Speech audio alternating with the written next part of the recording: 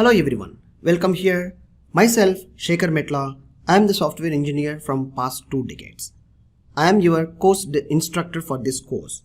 Getting started. Introduction. Welcome here.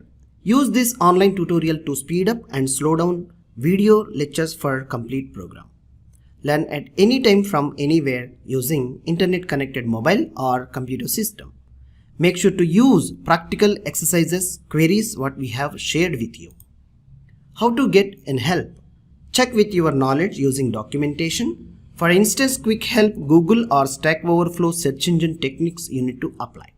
Submit your questions on Ask QA forum for detailed what you have tried with screenshot of error code which is practiced by you.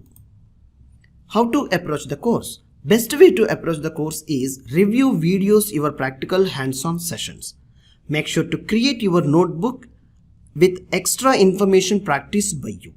Review certain information by reading examples, the parts of video sessions where the parts of video we need to pause it and try to practice in your level in your local development environment, and which you are successfully satisfied, then play the video and learn the things in a way.